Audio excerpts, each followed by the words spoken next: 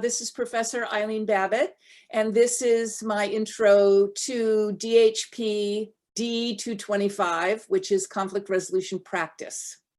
As the title suggests, this is going to be a course where you learn practical skills about conflict resolution. The course is limited to an enrollment of 20 students.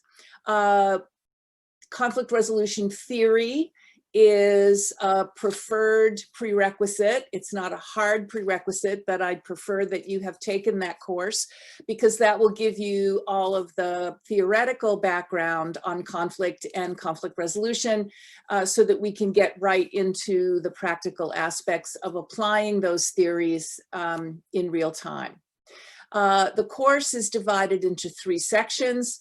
The first section focuses on conflict analysis, developing conflict analysis skills, becoming familiar with some of the most common instruments that are used by agencies, governments, and non-governmental organizations in doing conflict analysis.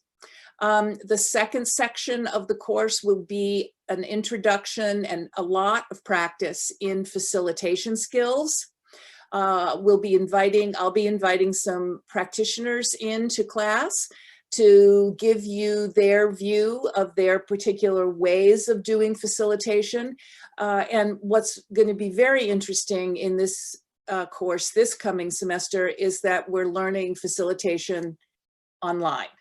Virtual facilitation, which is a rather interesting modification of the way facilitation is done in person.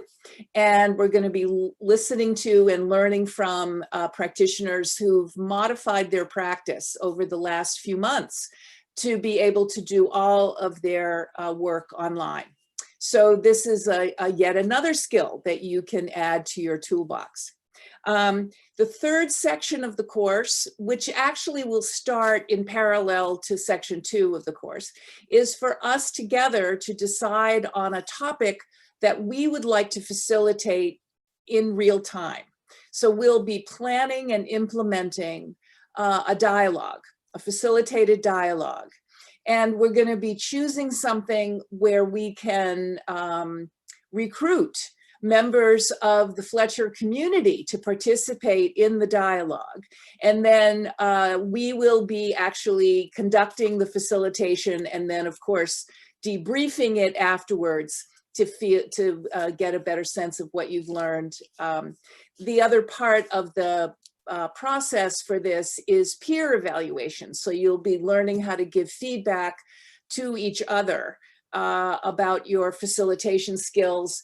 And one of the things that I will be focusing on too in the course is something called reflective practice, which is learning about your own skills as you're developing them, knowing what kinds of questions to ask so that you become what's called a reflective practitioner, so that you're not doing things on automatic pilot, but you're actually learning as you're doing. The course is going to be offered on Thursdays from 3 to 5 p.m. Again, it is limited to 20 students. Love to hear from you if you have questions or concerns.